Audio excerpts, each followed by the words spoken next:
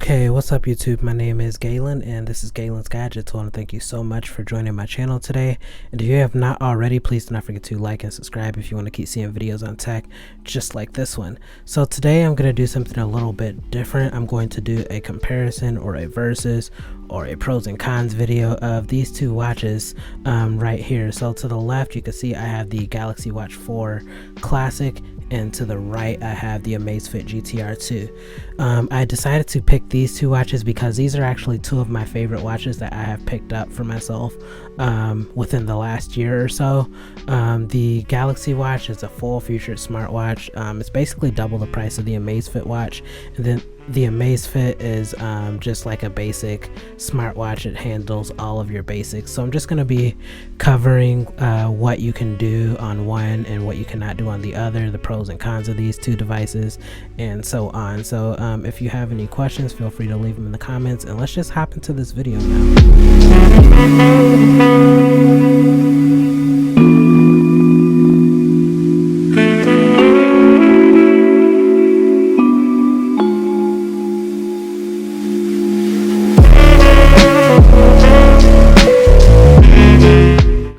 Okay, so the first thing that I'm going to talk about on these two watches is the design and the build quality and the hardware on these watches. So basically, in terms of build quality, both of these watches have been extremely solid. The price definitely is not much of a difference in terms of build quality. The Galaxy Watch does have like a few more things, like a rotating bezel, but the Amazfit can definitely is definitely just as durable as the Galaxy Watch 4 Classic in terms of everyday use. But in terms of design, it's like a preference thing, really. Both of these watches are built like extremely nice. They both have like a more classic design, as you can see.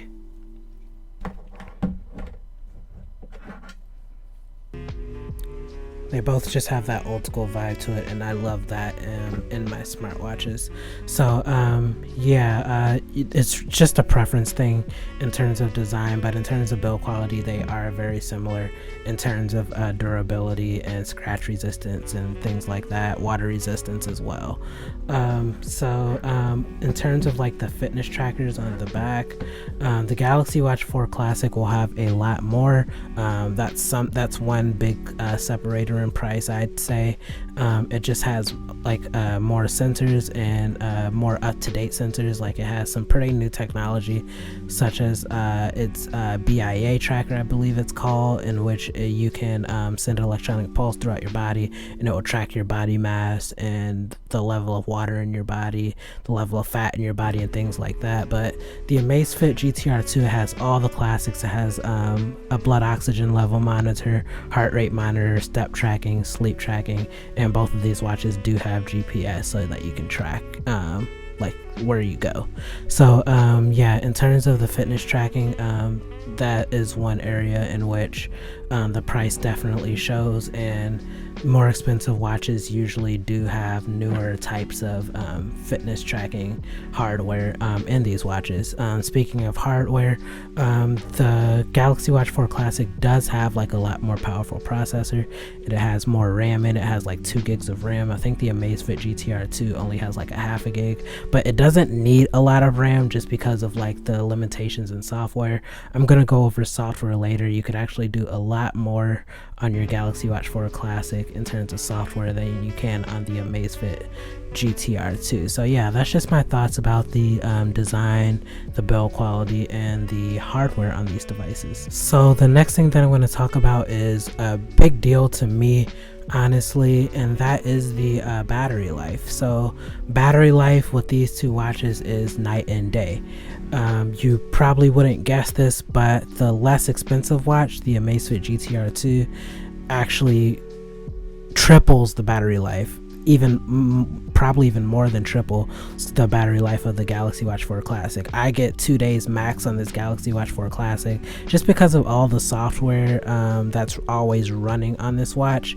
And then on the Amazfit GTR 2, I get like over 10 days easily. Like I can get almost 2 weeks of charge on this.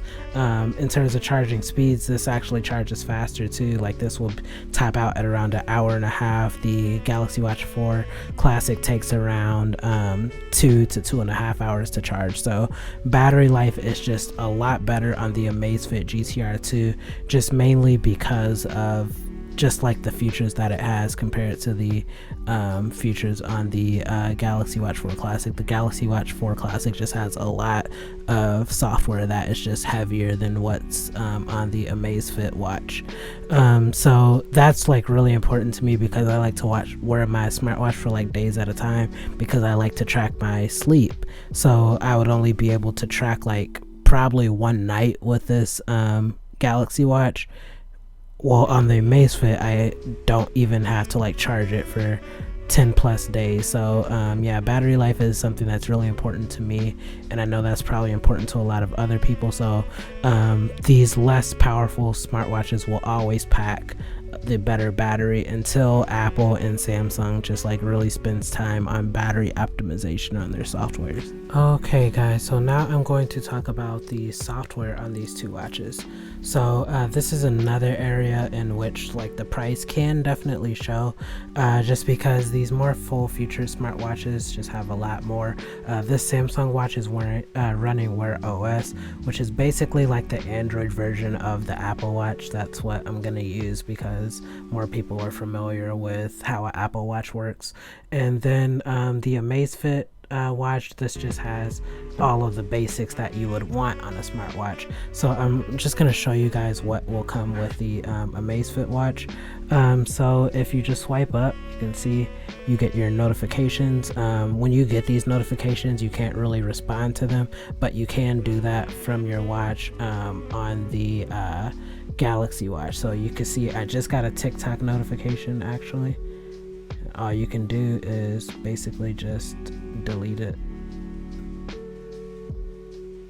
Okay, and then on this screen you can see that's just the home screen. The watch faces, you do have quite a bit of watch faces to choose from. I'll show you more inside of the Amazfit app. I'm also going to show you guys that, how the different apps look. So you do have a ton of watch faces, and I'm just going to scroll through here. So here's your app menu. So you get your PAI, which is basically like a way to track your health, heart rate monitor, blood oxygen level. You can track your workouts, you can track your activities, have stress level monitor on here, activities. You can control your music from your watch, weather, alarm. You can set calendar events, and that's pretty much it. And then here just like some of your settings. So yeah, that's pretty much it. Those are all of your basics. And then the user interface looks pretty nice, but it definitely doesn't look as good as like the Galaxy Watch user interface. I'll show you guys what that looks like in a minute. And another cool thing about this Amazfit watch is that it actually has Alexa. So most mid-range smartwatches do not have that. So this is why this is the mid-range smartwatch that I always suggest. Okay, so now to the software on the Galaxy Watch. I'm just gonna talk about that now. Again, this has way more software features than the Amazfit watch does, mainly because again, this is a software made by Google specifically for Android watches, so it's gonna have a lot more things. That doesn't necessarily make it a lot better, because just some of the areas that take a hit are battery life, and that could be important to a lot of people. And then just some people just need the basics. They don't want to do all of everything from their smartwatch. That's what a lot of people have a phone for. So again, it's just a preference thing, but I'm just going to show you guys like how much more features that the Galaxy Watch has. So I'm just going to go to notifications now. Let me just swipe to the left. There's the weather.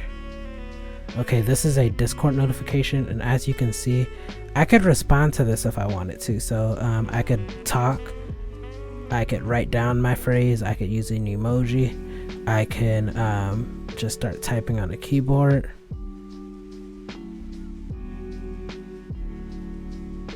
Okay, or I could even just like pull it open on my phone automatically. So yeah, the notification system is a lot more fluent and a lot more feature filled than on a basic smartwatch. There are also way more apps on Wear OS than it is on a basic like smartwatch, because you can actually download third-party apps onto this Wear OS watch. So there's the Play Store right there. You can see that icon. Here are just some of the apps that I've downloaded. So Samsung Pay, so I could actually use my watch to pay at like terminals that support it. I have Spotify, I have Google Keep Notes, so I can look at my notes. There's my text messaging app, and tons of different like workout modes and things, Google Fit and Samsung Health. Just a lot more apps, and actually a lot more watch faces as well. This is actually a third-party watch face. This is not the watch faces that came directly with the watch. So yeah, it's just a lot more that you can do on a Wear OS watch, and everything actually looks better too, because developers spend a lot more time on this than they do on these cheaper smartwatches.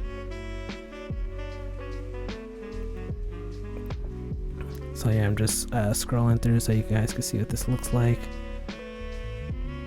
And I could add more shortcuts if I want, but yeah, I'm just gonna do like a quick synopsis. Basically, just because of that third-party app support, you can do a lot more on the Wear OS watches than you can on a basic smartwatch. Okay, so right now I have the app that is compatible with the Amazfit watch pulled up right now.